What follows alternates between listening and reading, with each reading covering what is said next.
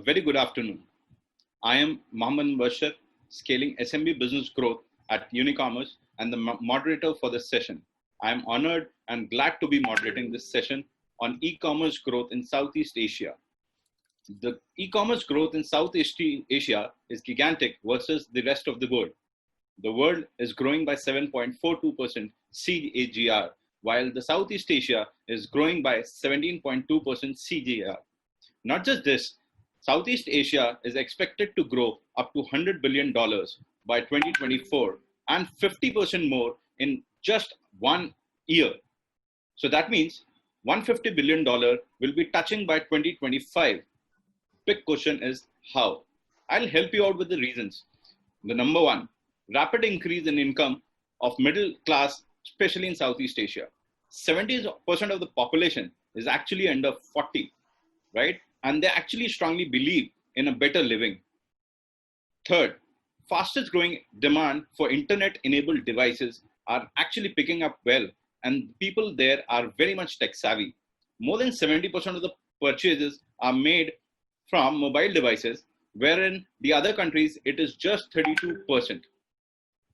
It has been analyzed that certain aspects of the user behavior are common across the region. For a platform to be successful, nuances specific to each country needs to be built in the user experience. And thus, we have various players such as Bukalapak, Tokopedia, Tiki, etc. doing particularly well in that particular region, along with the regional players such as Lazada and Shopee.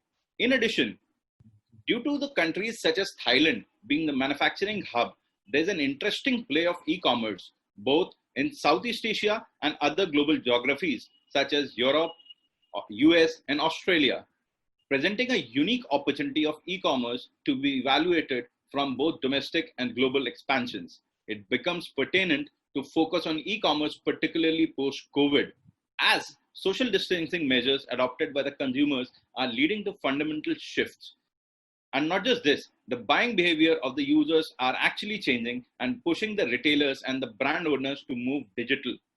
Thus, today's session focuses on unraveling the success recipe of driving e-commerce growth and looking deep into what makes a particular business successful in e-commerce. Stepping it up, we have the expert in respective domains from e-commerce, and they would be sharing their insights and positive advice on how to leverage the growth opportunities in the new normal. Before proceeding further, let me quickly brief you on to the format of this session. So I'll start with a panel introduction, followed by me posing the most burning questions in my cognizance, which are of general interest, and people at large will be getting benefit out of it. Last not the least, the most looked at live audience question and answer round. We do not want you to hold back your questions and would request you all to post all your questions in the Q&A section only. Now, without a further ado, I would request all panelists to quickly introduce themselves. So let me begin with Rachmat. Rachmat, can you please introduce yourself? Hi everyone, my name is Rachmat Kaimuddin. I am the CEO of Bukalapak, and we are a marketplace operating of Indonesia. Thank you, Rachmat, for a quick intro. Hey Miguel, could you please introduce yourself? Hi everyone, I'm Miguel Warren and I'm VP Regional Head for Southeast Asia for Payoneer. We're a global payments platform that works with businesses of all sizes to help them grow their international business. I'm based in Hong Kong, and my teams work with customers and ecosystem partners to drive growth in the cross-border ecosystem. Thanks, Miguel. Hadi, can you please go next?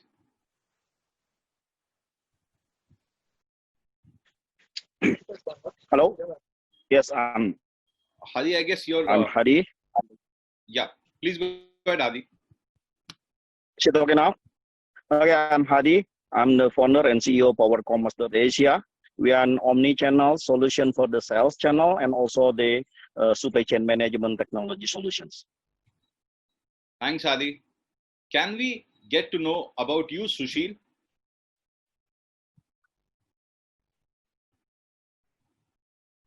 Sushil, are you there?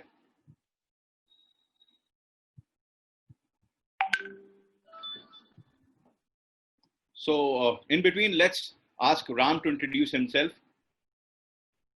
Hey everyone, I'm Ram Menon, Director of Sales at Seller App. We're a data solution company which provides analytical solutions for across all e-commerce sellers across the world. Thank you, Ram. Let me just quickly check with Sushil.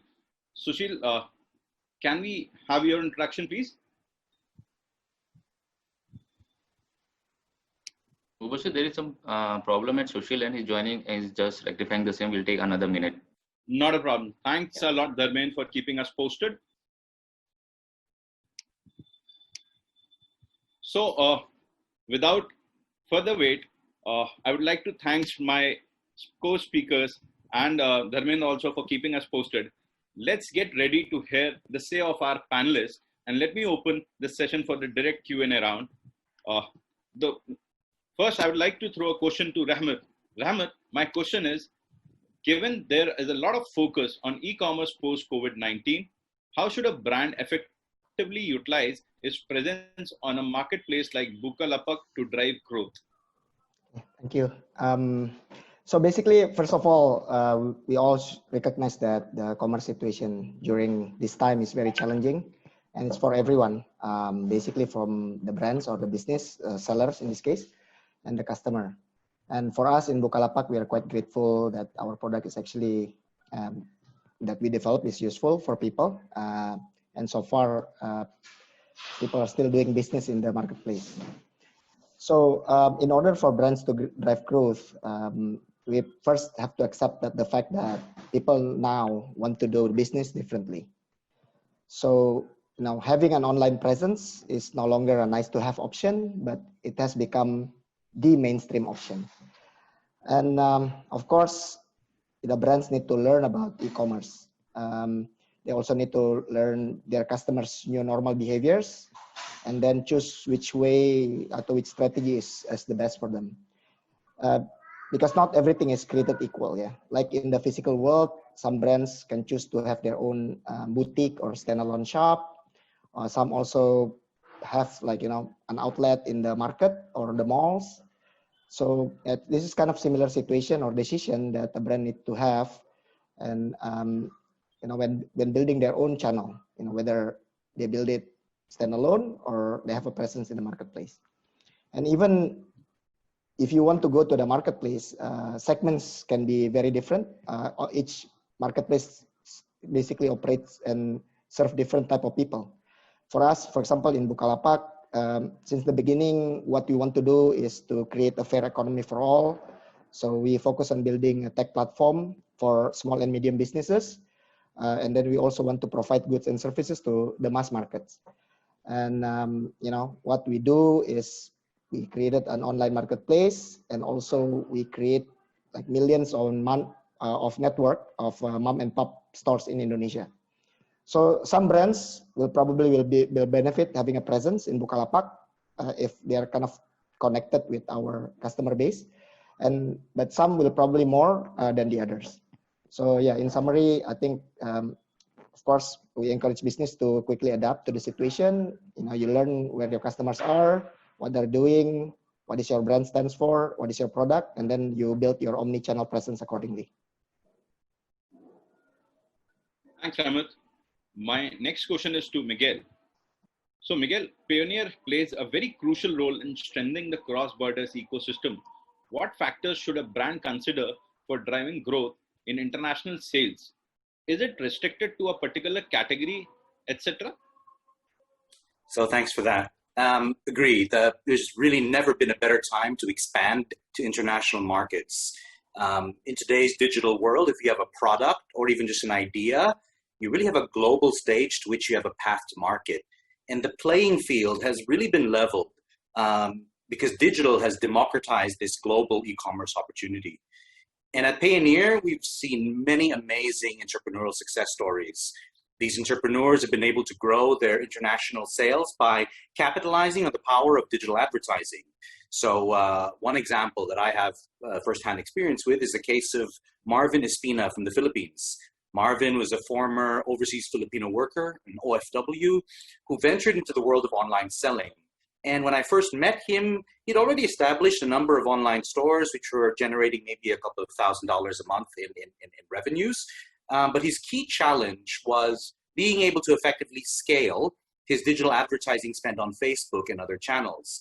So what Payoneer did was we offered him a number of ways to effectively utilize the flow of funds from his online stores and allow him to quickly reinvest this in digital advertising campaigns. Thus, he was able to drive more traffic to his stores and ultimately more customers and more sales. And with Marvin, in just over 3 years, he grew his online business from a few $1,000s to hundreds of thousands of dollars a month. And I'm told that he now spends more on digital advertising than some of the largest conglomerates in the Philippines, right? This is an amazing example of someone who I'm proud to call a friend that really understands his audience and his market and has successfully leveraged digital advertising to essentially triple his sales growth internationally. And this is really the challenge for brands, right? The e-commerce opportunity is massive, but the competition is fierce as traditional borders to entry barriers, what I mean, has really come down, right? So this is particularly true in well-developed markets like the US. So many sellers are looking into other markets, including Southeast Asia, to expand their business. But aside from the many opportunities that exist, there are also many challenges, particularly in Southeast Asia during this time, where you see that border controls and last mile logistics have been severely affected, and the speed of delivery ultimately impacts the customer experience. As such, it's really important for brands to also have a really clear vision of what they want for their business, right? So I take another example, PJ Wood, which is a Thailand-based furniture manufacturer. They supply to major global retailers, and they're driven by a vision to have their products available in every single home. And they realized that they could leverage the demand and customer awareness on global platforms like Amazon and Walmart to really take advantage of the massive cross-border e-commerce opportunity. Thank you, Miguel. So my next question is Hadi. To Hadi. Hadi, I just want to understand PowerCommerce help in end-to-end e-commerce management.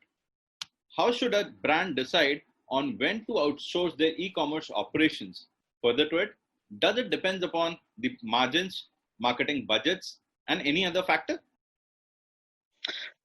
Yeah, definitely. I mean, that's outside what you are mentioning about the margin as well as about the discountings. Of course, the brand have several parameters to consider using the third-party e-commerce enabler like us to go and penetrate to the e-commerce things. But I just would like to start the sharing with you the situation of the e-commerce specifically for Southeast Asia. I think specifically for Indonesia market, that after the COVID pandemics happens for the last four months today is actually this is the situations. Right, the marketplace number of the seller is now growing very much in Indonesia. Like, for example, one of the biggest e-commerce marketplace in Indonesia having from 5 million seller now is because of the pandemic growing up to almost 8 million sellers. But then this situation is not only creating the growing in the market, growing in the non-marketplace channels such as like social commerce, messaging and chat commerce, as well as the community reseller platform affiliate commerce.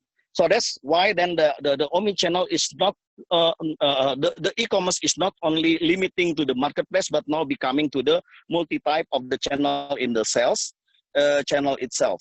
So just come back to your questions. What is the consideration of the brand to utilizing the e-commerce enabler services in Indonesia to go through the e-commerce channels? The first thing first is actually specific for Indonesia market. Marketplace in Indonesia is very fragmented. There are more than 5 big marketplace in the B2C, but even more, we are at the moment in PowerCommerce, we have been already API with the 19 marketplace, not only B2C marketplace, B2B marketplace, but also on-demand marketplace.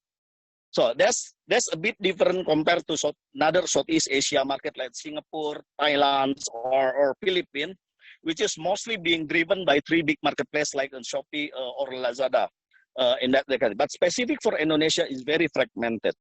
In this situation, So the brand owner is actually mostly want to be independent. That's the first thing first.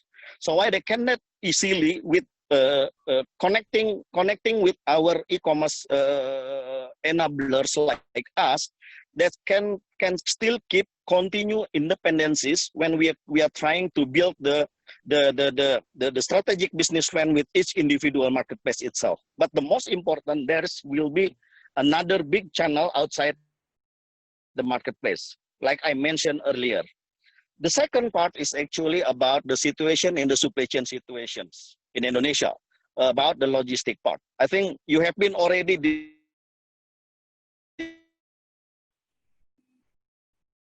discussed it in the first session before. Indonesia having about more than 17,000 islands. Today, e-commerce growth in Indonesia being driven by two things. One, because of the discounted price. Today is actually the concept of the supply chain has to be fulfilled by the center to be covers and delivers to about 17,000 islands. So in this sense, the growing is only centralistic in the Jakarta greater area or up to the Java, but not come to the remote area conception. Right. Sure. So there will be discrimination in between Jakarta peoples as well as compared to the remote area customers in outside Java, mostly. So in this situation, mostly the brand want to have utilizing their facility in the Omni their own channel, like the distributor or their warehouse fulfillment within the region. So why the omnichannel concept in the supply chain modeling can, which can be able to fulfill from the nearest store, from the nearest address of the customer, that will be the required of the brand in the e-commerce channel to be growth in the futures. So I think that's the background why parameters. What is the parameter? Why then the brand choosing e-commerce enablers as an independent third party? Thanks a lot, Hadi. I completely agree with you. Just to add, I would request, and probably it isn't just advice to them, that let's focus on to their core competencies to build a business and outsource the rest to the best people to take it up. Thank you, Hadi.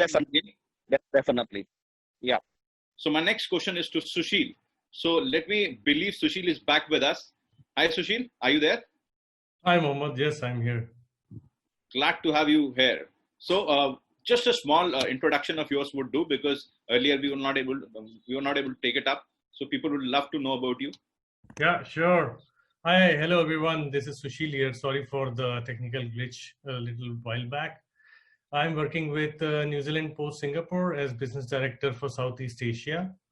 And today I'm here to share with you my thoughts on shipping challenges with e-commerce in Southeast Asia.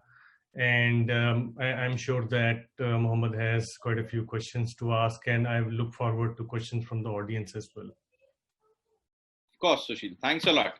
So my first question to you, Sushil, the markets in USA or Europe are very different from Southeast Asia.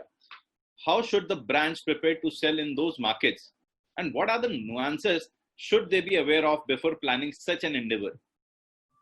Yeah, that's a very relevant question, Mohammed. And I think a lot of companies who start selling in Southeast Asia need to think about it. Unlike in the US and Europe, the e-commerce sector here in Southeast Asia is still highly fragmented. And there is not a single player controlling the lion's share of any market, unlike in US and Europe, where you will see top 3 big players controlling most part of the market. And this fact, combined with the region's massive population and rising incomes, has attracted competition from all over the world. So I would just highlight 3 key points which are very different from the e-commerce markets elsewhere. First is that Southeast Asia is a highly mobile-centric economy. So the average Southeast Asian spends about 3.5 hours using mobile internet every day. And this figure is the highest in the world and makes Southeast Asia the only region with this unique statistics. Of course, the second point is that Southeast Asians spend a lot of time on online shopping. So when the consumer goes on to buy something online, they spend a lot of time, they do a lot of research. And on an average, what we have seen is that a typical consumer spends about 140 minutes shopping online every month. That's if you compare that with US, it's double the time what Americans spend online. And the third key point is the basket size of each country actually is closely correlated to the GDP per capita. So, and of course, it is much smaller than what you would experience in USA or Europe. So to give an example, it is around $90 in Singapore, whereas it is as low as $6 in Vietnam. So just to sum up, I would say that e-commerce is growing in double digits as more and more consumers are shopping online and more traditional businesses are selling online. And more than half of online consumers are buying goods from international retailers. And the average spending per person is gradually increasing, all thanks to COVID-19. Yeah, so thanks a lot. So even I also believe that this pandemic is also a silver lining for few regions and specifically to some categories. Just a quick add-on from my side. There are certain checkpointers which any seller or trader or manufacturer should keep into mind before entering into a new geography. Maybe it is US or Europe. It's first to check what are the product restrictions imposed in that particular region before launching your product. Second, whether a new brand acceptability is up to what percentage. Third, identify the correct market and add a local taste to your product. Keep a close watch onto the competition and specifically watch on don'ts. Last but not the least, look for a local in-region support and get your licenses in place before launching it up. So that's all. My next question to Ram. Ram, can you please help us how Seller App focuses on streamlining the seller experiences on Amazon, with Amazon expanding aggressively in that particular region? And second part to it, what can brands focus on to effectively leverage the Amazon platform and boost their sales? Over to you, Ram. Thank you, Ahmed. So one of the first things we did notice in the last 4 months is the continuous increase in brands actually exploring the opportunity to come to online, right? So most of the brands have already been there in the last few years, but they have been spending conservatively. They have not been going aggressive. They had gone into probably 10% of the income came through online e-commerce platforms, right? So in the last 4 months, we've seen a continuous improvement.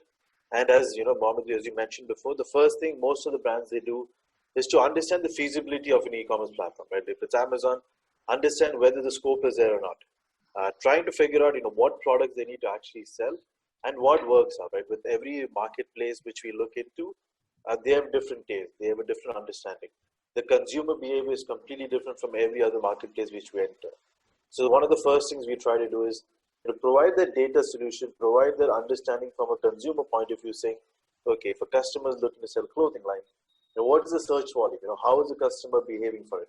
What is the potential conversion rate for a brand? What is the cost, when they look into advertising, right? So our focus is not only kind of ensuring that, hey, when a customer enters the platform or as an Amazon, but it starts beyond that itself, right? We start the pre-work, we start the feasibility part, we start the research part. We help a customer, let's say from a small brand, even to a bigger brand, even to a smaller consumer, helping them out understand, what product they need to actually sell on Amazon, which will work on. Because end of the day, with every seller which is coming on in any e-commerce platform, their whole goal is to make money. The whole goal is to make some profit. So our help is not only just limited to kind of saying, we will help you with the research, we will help you with advertising, but we will partner with other e-commerce solutions. We partner with the ecosystem partners and say, our solutions not only extend to here, but it's beyond that itself. So our job is to kind of ensure that the customer has a seamless experience, provide them with solutions wherever possible, and kind of help them to grow their business.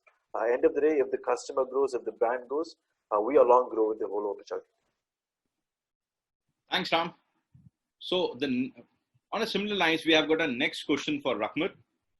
So, Rachmat, we have one question for you. Global e-commerce has been one of the fastest sector to recover post-COVID.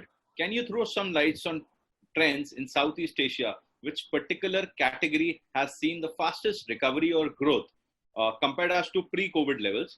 And in addition to this, I also would like to know how is Bukalapak dealing with such changes post-COVID-19? Can I have your say, Rachmat? Sure. Basically, again, as mentioned just now, there is a shift of mindset in terms of buying, how to do it and what to buy as well. So overall, we've seen an increase in the transaction, but the one that is traditionally going faster or more people buy, some of them drops and some of them actually grow tremendously. And I think the trend is quite consistent with what we've seen also in our internal data, as well as the trend globally as well.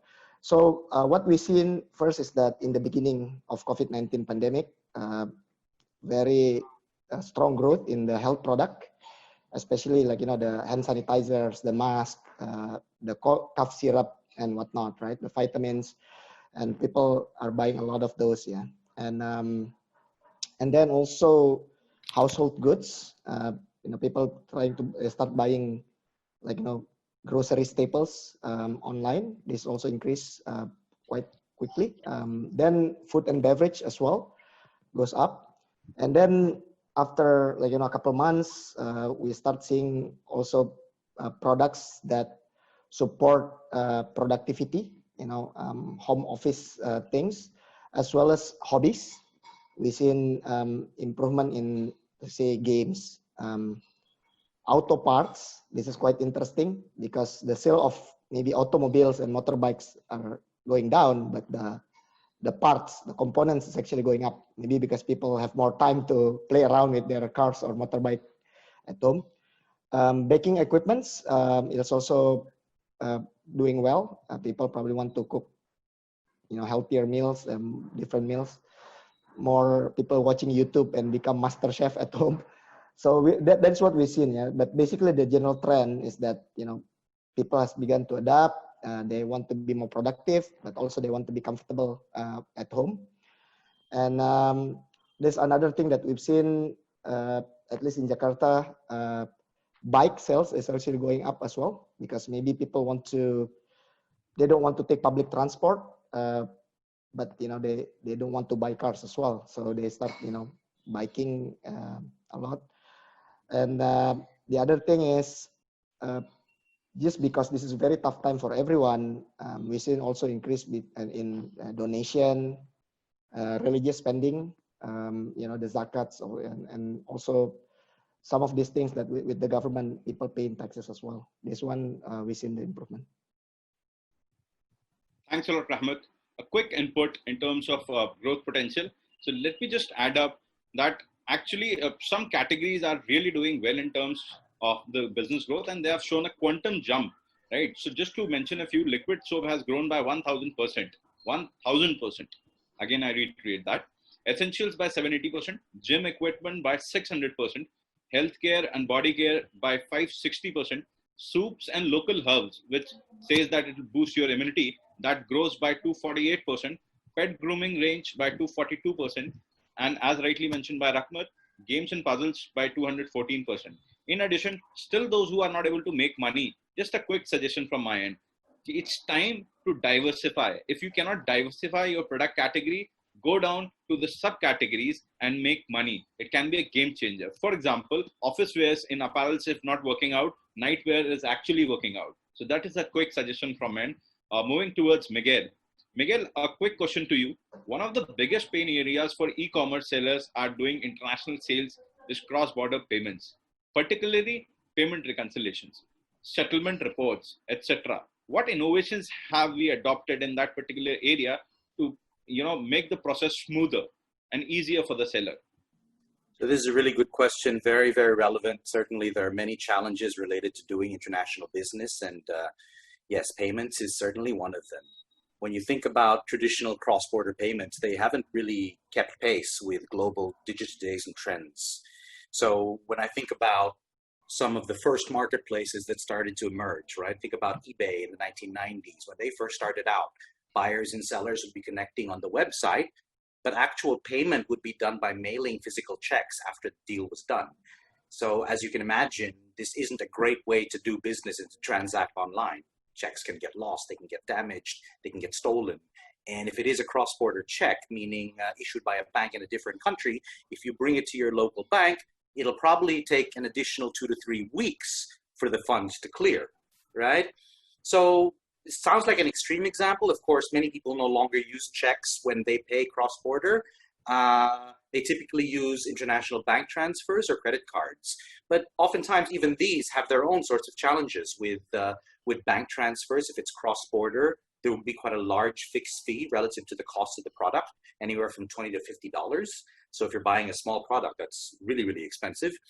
And then if you want to accept international cards like Visa and MasterCard, there is often a long and arduous task of manual and paper-based merchant accreditation that the bank will typically impose upon you.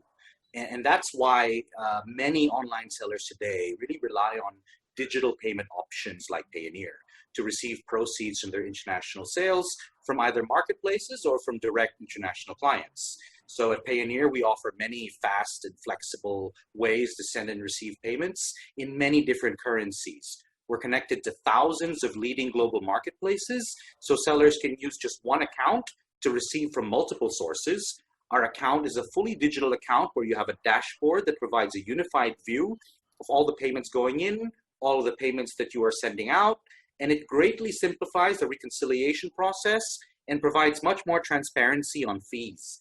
And we're also integrated to leading global ERPs like Xero, so you can take the data and present it in a way that that suits you for your business. And the funds in the Payoneer account, they can be withdrawn to a local bank, sent to another international bank, or transferred to an increasing number of e-wallets globally. And our process is entirely digital, making for a much more convenient customer experience. So sellers can really focus on growing their business and not need to worry about how they get paid. Thanks a lot. Thanks a lot, Miguel. So Miguel, even I'm a strong advocate of technology, and I strongly believe that it should be put to work for error-free, smooth functioning, saves time, money, effort, and it also leverages you to wear the strategic hat and drive your business towards a better tomorrow. So Unicommerce is definitely one of the such tools which actually makes e-commerce selling simplified. And we have got the integrations with you. Thanks a lot for that. I'm sure people will have a better experience in terms of payment and Unicommerce integration. Thanks a lot, Miguel, once again. So my next question is to Hadi. Hadi, it's very prominent to say that people find it very difficult to sell on multiple different channels, right? So I just wanted to understand what is a perfect mix, whether they should go for a 2, 3, or 4 platforms at the max, or probably they should go for the entire range available in the market. And post-COVID situation has actually opened up the doors for omni-channel strategies and actually providing a unified experience to across multiple platforms. And people are also getting experience of 360 degree. So would be great if you can just have your say onto this. Over to you, Hadi. Yeah, thank you. I think that's very valid question and very interesting questions in the futures, right? Application on the e-commerce things. Okay, first thing first, when the brand choosing the category of the each individual's brand product itself. Okay, this is quite interesting.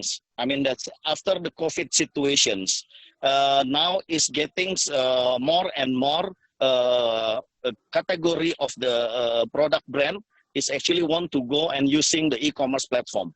Not earlier, the e-commerce can only use by the tertiary category products brand, but now many category product like a big product like an big electronics, furnitures, and then also about the even building materials category is now want to utilizing all the e-commerce channels, because due to the situation after the COVID, a lot of the offline channel is actually shutting down, right? So that's always depend on the category in which channel that we have to be referred to.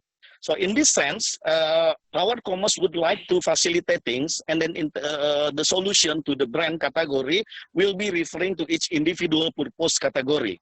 Let's say, such as for the extreme example on the building material category. Of course, it's not an easy if we are connecting this building material category to connect to the B2C marketplace, right? But they have to go to the B2B marketplace, right, instead. Or they have to go for the omnichannel solution technology integrators, because of the logistic fulfillment has to be decentralized, which is that the fulfillment has to be connect to their distributor or to connect to their regional warehouse. That's the most important. So I think back to your question, in what channel perfectly to be considered to the brand to use the e-commerce, that will be depend on the category of the product itself. But the most important is not just only thinking about the sales channel, but what we have to also Sorry to intervene, Hadi. Resolution Cracking. So could you please switch off the video so to that find out the most effective solution is on how about the supply chains management, specifically in Indonesia. Okay, now is it good now? Yeah, it's better now.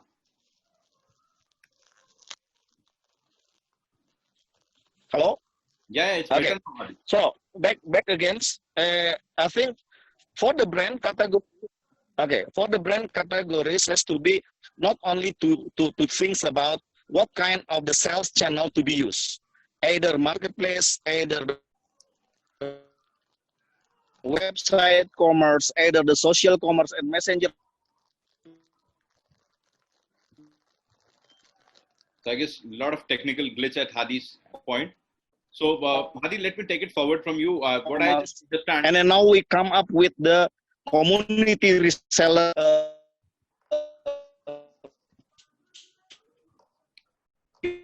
virtual commerce. This is one of the other favorable after the COVID things happen, specifically for Indonesia. So thanks, Hadi. So in my personal opinion, what Hadi was just trying to, let me just quickly, summarize. In my personal opinions and adding on to what Hadi said, multi-channel is the only strategy which is actually weathering the changes well during these unprecedented times. Please go ahead. Can you hear me? Yeah, Hadi, we can hear you, Hadi. So I was just trying to sum up, Hadi, what you have mentioned here, because a lot of people must have not able to hear it out clearly because of the technical glitch. So just adding it up, multi-channel is the only strategy actually which is weathering the changes well, and having a 360-degree presence, whether it is on omni-channel, offline channel, online channel, gives you a better visibility, reliability, trust, and build actually a good brand name, which leads to a higher chances of conversion. So I guess this is a 3-line pointers to sum up. So let me quickly pose the next question to Sushil.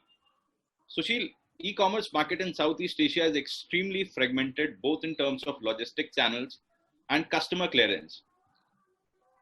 The second part of this question is how to overcome these challenges and provide a simplified solution to the SMB, which is small and medium businesses. Yeah, over to you, Sushil. Thanks a lot for this question. And I think there was a related question someone asked as well in the Q&A session, that how do companies expand considering all the logistics challenges we face within this region. So I would combine the answer for both, and I would say it's not as simple as giving a plain standard solution for each and every one. So we have to look at individual customers, what is their requirement and what is their shipment profile, based on which we can come up with a solution which is specific to their requirement. And yeah, that is correct. What you mentioned is that there are tremendous logistical challenges in Southeast Asia. It's much more complicated primarily because of two factors. the physical distances and the fragmented landscape and the complexities with customs clearance, with each country having its own customs clearance regime. And if you look at it, more or less, most of the countries have very low duty tax threshold. Of course, the exception is Singapore, because Singapore is a free port. And another challenge is that there is a very blurred line between traditional and mobile e-commerce, which means supply chains and cross-border flows will have to adopt to an omni-channel logistics approach, where they need to have a mix of a central distribution versus local staging of products. And at the same time, consumers are extremely demanding. They want greater visibility and convenience, which in turn pressure logistics companies to stay ahead of the curve and constantly innovate and deliver operational and service excellence.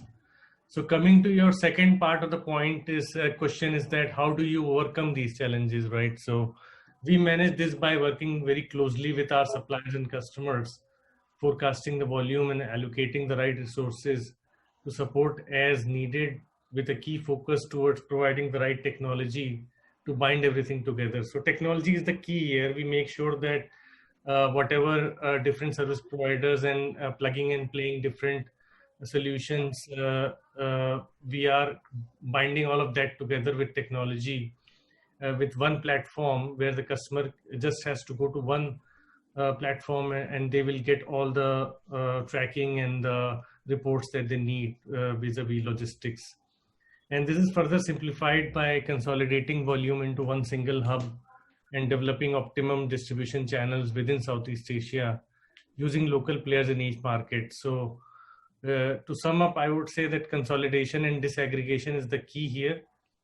We recommend consolidating all small and medium countries, if people are shipping into small and medium countries, into one port like Singapore, and disaggregating large countries by finding a strategic supplier for each lane and then binding them together through technology. Thanks a lot. Thanks a lot. So let me just post a quick question to Ram. This will be the last question from my end, and then we'll pick up the live audience question and answers. So Ram, Amazon advertising is known to result in a significant growth if implemented well. However, most brands that we have worked till now does not know the exact mechanism to succeed and have a better ROI. What are the best levers for a brand to optimize their spend on Amazon to yield the best results? Thank you, Mohammed. So one of the most important things we tell always our customers before they start advertising on Amazon, probably even Walmart itself, right? Understand the search volume. Understand what is the cost per keywords. Understand what is the demand for the product in the market, right? And figure out what is an appropriate budget which you need to actually enter into the advertising model. Let's say if your aim is to grow $50,000, then you should be spending appropriately. But again, you have to use the right tools, right tactics, right, let's say data points to really understand what is the pinpoint of a customer, right? So at startup, we always kind of understand the customer's point and we say, do not provide a complete solution, but understand what the challenge a customer is facing, right? And one of the biggest challenge any customer is facing in any e-commerce platform is trying to understand what a consumer behavior is, and what they're really working on Amazon. What is their passion? What is their search? What is the search pattern? How is the search pattern changing from day to day? Are they using the right keywords? Are they using the right metrics? Is their listing appropriate? How is the visibility in the market, right? Because end of the day, it's all about the visibility. Are customers able to find your product?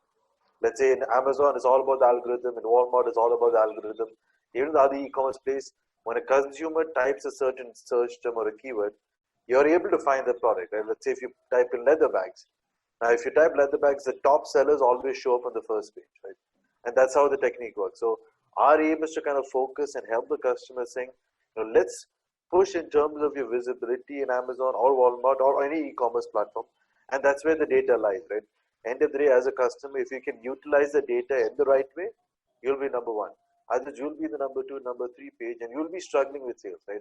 But as you said, last 4 months, we have seen a tremendous growth. We've only seen increase in sales of most of our customers, and in terms of different categories, right? But as an overall thing, it's a good time for all the e-commerce sellers, all the online sellers, and I think this trend will continue for the next year or two, and probably beyond that. And I think we all are in a good spot where to kind of help our customers out in a better way. Thanks a lot. So quickly, let me move towards the best and interesting part for which the audience was waiting a lot. So, which is the live question and answers from the audience. So in between, I've been observing that you all were posting the questions and the speakers were doing their best to answer them in between.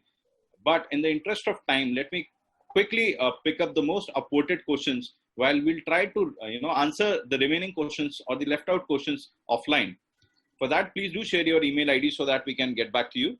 So the very first question, which is coming in from the audience side, I'm picking up for Katrin. Katrin asked, is it able to dropship abroad and sell them without being changed or taxed by the customer?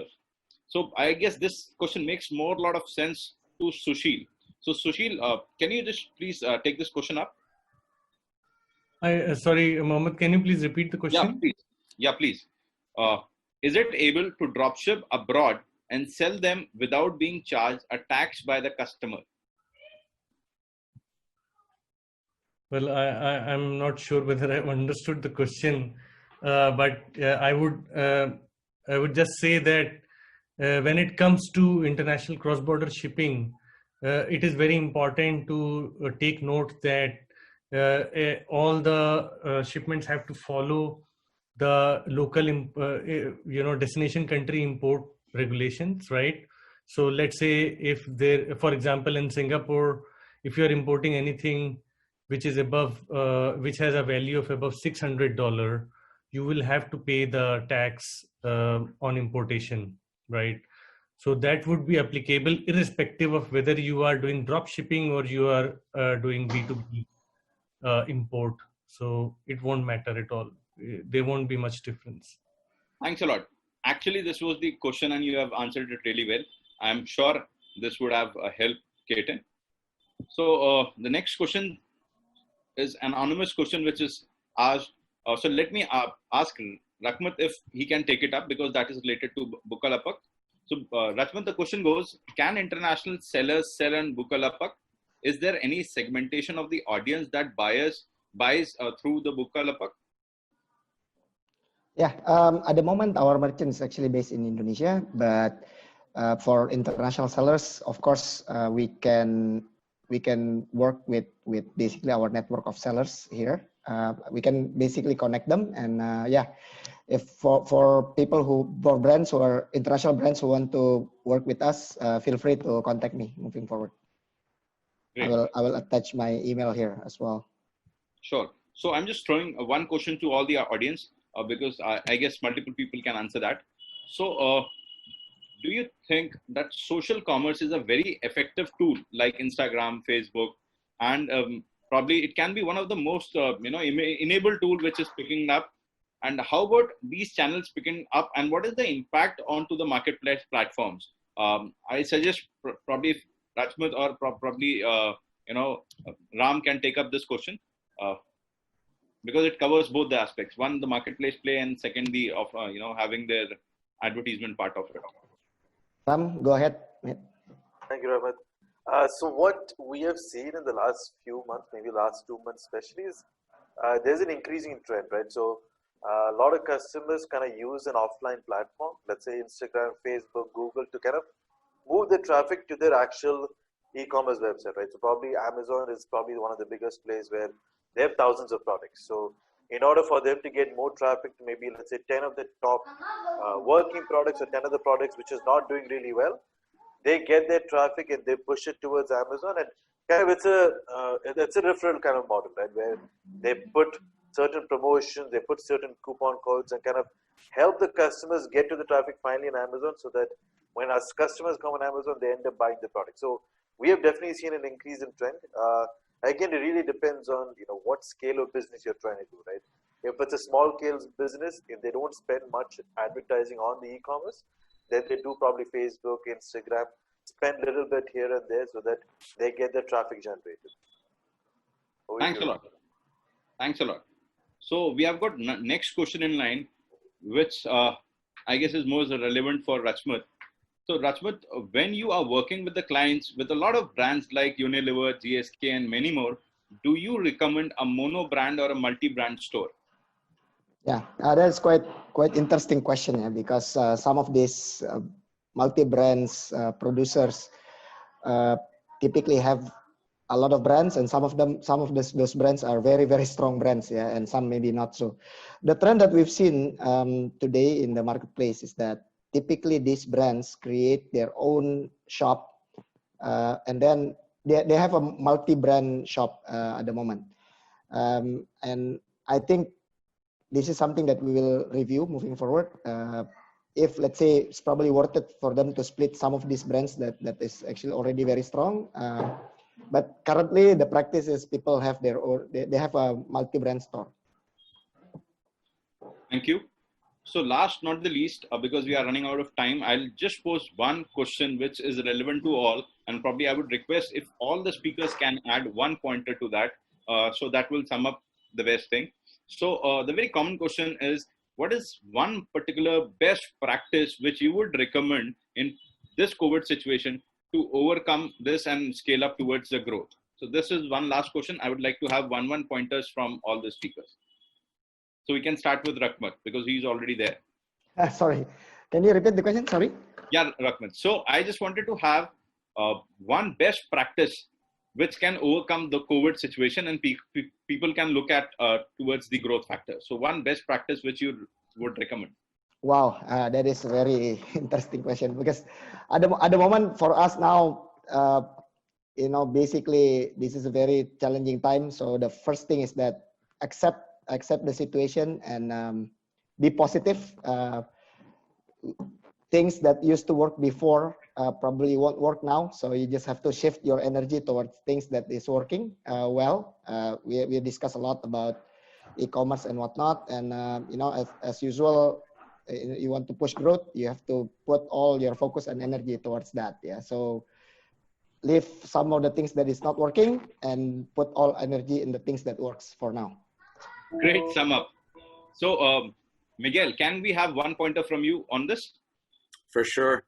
So in this challenging time, it really is important to optimize all parts of the business, right? And when you look at cross-border, there are many different areas where you can optimize. So I strongly suggest that if you are already selling on international marketplaces or with direct international customers, take a look at the costs that are involved in receiving the payments. Take a look at the costs that are involved in sending the payments. Take a look at the foreign exchange that you're paying. How far away is it from the mid-market, and typically what you would, the bank rate would be, right? Because there are many different fees that all add up that oftentimes can be up to 10% of the transaction, which is a lot to pay.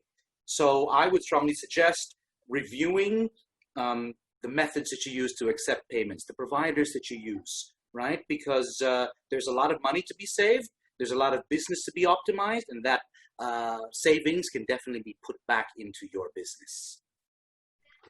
Thanks a lot. So let me quickly ask Ram his input on this. Ram, one bullet point which you'd like to say, or probably in one liner, how would you like to add, you say? I would say take this opportunity to be more creative. E-commerce boom. E-commerce business is booming, so it's an opportunity for small sellers, big sellers who kind of explore their brand. So it's the right time, and it's going to probably remain for the next few years. Thanks a lot. Sushil, can I have your inputs on this? Yeah, I guess I agree with what Rachmat said and Miguel as well. Like this is a pandemic situation, and most of the businesses, start focusing towards, okay, where is the next opportunity, and they start drifting towards various things. And I would say that I think the key is to not to lose focus and focus on things which work for them, and then create that sustainable source of competitive advantage for their business, instead of diverting their attention to various things which is happening all over. Thanks a lot, Sushil. And thank you to all the speakers for adding your valuable input here. Your apt advices and suggestions, if enacted upon, will lead a turning point to all our listeners. Thanks a lot once again, the panelists. We are forging ahead towards this ending of this session.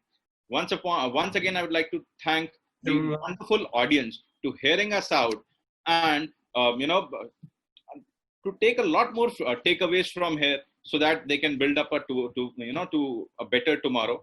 Soon we'll be starting the session 3 on adapting Omnichannel as the new normal post-COVID. Stay tuned with us. That's my time as the moderator. Take care, stay safe, be happy. Bye-bye.